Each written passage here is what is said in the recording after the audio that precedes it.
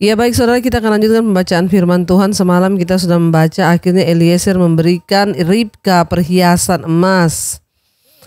Ya, dan dia minta izin dan pamit kepada pamannya.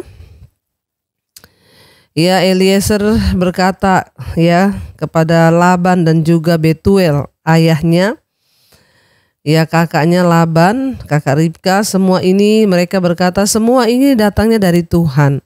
Kami tidak dapat mengatakan kepadamu baiknya atau buruknya. Lihat, Ribka ada di depanmu, bawalah dia dan pergilah supaya ia menjadi istri anak tuanmu seperti yang difirmankan Tuhan.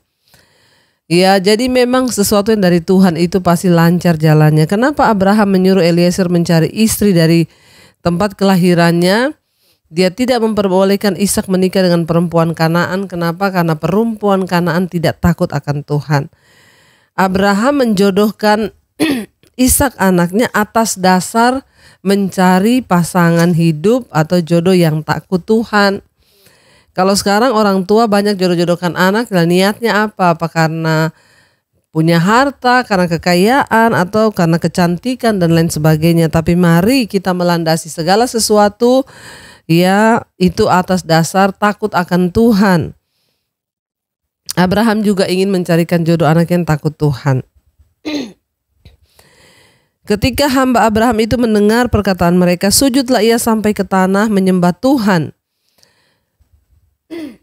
Ini ayat 53, kemudian hamba itu mengeluarkan perhiasan emas dan perak serta pakaian kebesaran dan memberikan semua itu kepada Ribka, juga kepada saudaranya dan kepada ibunya diberikannya pemberian yang indah-indah. Jadi saudara, Abraham titip harta untuk keluarga perempuan itu yaitu Ribka. Semua diberi perhiasan emas. Sesudah ia makan dan minumlah mereka. Ayat 54, ia dan orang-orang yang bersama-sama dengan dia dan mereka bermalam di situ.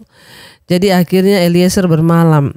Paginya sesudah mereka bangun, berkatalah hamba itu, lepaslah aku pulang kepada tuanku. 55, tetapi saudara Ribka berkata serta ibunya juga, biarkanlah anak gadis itu tinggal pada kami barang 10 hari lagi. Kemudian bolehlah engkau pergi. Ya, jadi lihat ibunya masih menahan Ribka karena ya namanya juga anak ya, mau melepaskan anak pergi ke tempat yang gak ditahu. Itu tidak mudah, tetapi dia percaya bahwa itu adalah kehendak Tuhan, sehingga ketika Eliezer menceritakan kisahnya kepada Laban, mereka langsung mempercayai bahwa ini adalah dari Tuhan. Tapi mamanya bilang ya biarkan dia tinggal dulu 10 hari. Ya biarkanlah anak gadis itu tinggal 10 hari ya di tempat ini, baru kemudian kamu boleh datang menjemput dia pergi. Ayat 56, tetapi jawabnya kepada mereka, janganlah tahan aku. Wow, Ribka menjawab saudara kepada mamahnya.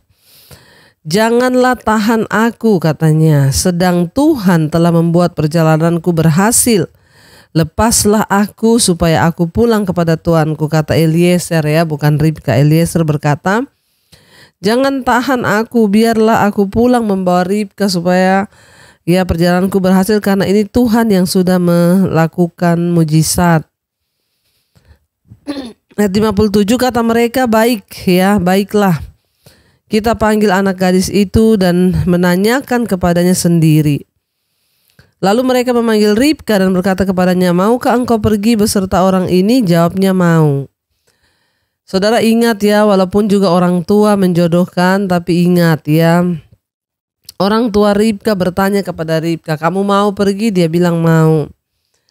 Mau pergi sama orang yang baru dikenal. Ya mungkin orang tuanya khawatir, takut, tetapi karena mereka yakin itu kehendak Tuhan, akhirnya mereka mengizinkan Ribka untuk pergi. Ribka bilang, mau aku pergi dengan dia. Ayat yang ke-59, maka Ribka saudara mereka itu dan inang pengasuhnya serta hamba Abraham dan orang-orangnya dibiarkan mereka pergi.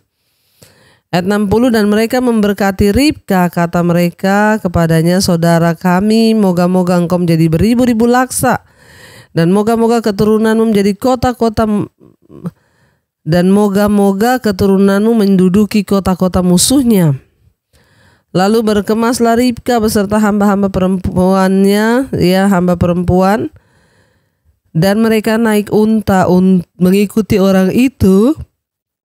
Demikianlah hamba itu membawa Ribka lalu berjalan pulang. Adapun Ishak telah datang dari arah sumur Lahairoi. Ia tinggal di tanah Negeb. 63 menjelang senja Ishak sedang keluar untuk berjalan-jalan di padang.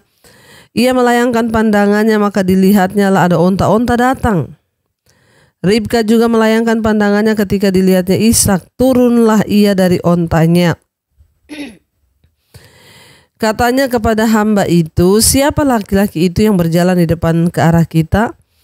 Jawab hamba itu, dialah tuanku itu. Lalu Ribka mengambil telekungnya dan bertelekunglah ia. Kemudian hamba itu menceritakan kepada Ishak segala yang dilakukannya. Lalu Ishak membawa Ribka ke dalam kemah Sarah ibunya dan mengambil dia menjadi istri. Ishak mencintainya dan demikian ia dihiburkan setelah ibunya meninggal. Jadi lihat saudara ya, akhirnya ketemu mereka. Ketika Ribka mengetahui bahwa orang yang datang itu memberikan salam kepada mereka itu adalah Ishak, ya calon suaminya, dia mengikuti dua adat budaya timur. Dia turun dari ontanya untuk menunjukkan rasa hormat dan dia memasang cadar untuk menutupi wajahnya seperti seorang mempelai perempuan. Jadi kita melihat di sini saudara, luar biasa ya, kalau kehendak Tuhan itu memang ya digenapi, dua orang akhirnya dipertemukan oleh Tuhan dan akhirnya saudara mereka menikah ya, luar biasa kalau dipertemukan Tuhan memang. Lalu akhirnya ya sampai ibunya Ishak meninggal, Sarah meninggal ya, Ribka tinggal dan menjadi istrinya Ishak. Kita belajar malam hari ini bagi kita para orang tua juga yang mau menjodohkan anak, biarlah itu karena rasa takut akan Tuhan ya, bukan karena kemauan kita. Jangan lupa ditanyakan juga kepada anaknya mau atau tidak. Jangan memaksakan kehendak kita, tapi biar kehendak Tuhan saja yang jadi. Abraham, karena dia takut akan Tuhan, dia rindu anaknya juga memiliki istri yang takut akan Tuhan. Mari kita mengarahkan anak-anak kita untuk hidup takut akan Tuhan, saudara, karena di dalam takut akan Tuhan masa depan sungguh ada dan harapan mereka tidak akan hilang. Baik, mari kita tundukkan kepala. Kita mau berdoa. Terima kasih Bapak, kami mengucap syukur buat malam ini. Hamba berdoa untuk setiap mereka yang mendengarkan firman Tuhan, dimulai dari rumah tangga keluarga kami, suami hidup takut Tuhan, istri takut Tuhan, anak-anak takut akan Tuhan. Bahkan kami berdoa Bapa, biarlah Tuhan Engkau yang menjadi jaminan hidup kami. Biarlah Tuhan Engkau yang terus berjalan di depan kami untuk kami boleh menggenapi semua rencana Tuhan dalam hidup kami. Berkati juga Bapa untuk setiap anak-anak-Mu Tuhan yang sedang sakit malam ini, Engkau jamah dan laut, biar kesembuhan terjadi dimanapun mereka berada. Engkau berikan Tuhan anugerah-Mu, kesembuhan terjadi, segala sakit penyakit kami tolak, patahkan, hancurkan dalam nama Tuhan Yesus. Terima kasih buat setiap anugerah Tuhan atas hidup kami. Kami membuka hati dan tangan kami di hadapan Tuhan untuk menerima berkat-Mu. Diberkatilah Engkau dalam hidupmu, diberkati rumah tanggamu, diberkati pekerjaanmu. Terimalah kiranya berkat dari Allah Bapa, cinta kasih Tuhan Yesus Kristus menyertai hidupmu mulai hari ini bahkan sampai kali yang kedua. Tuhan Yesus datang menjemput kita, namamu tercatat dalam kitab kehidupan. Dalam nama Tuhan Yesus yang percaya diberkati, katakan bersama, amin, amin, amin. Tuhan Yesus memberkati, shalom dan Immanuel.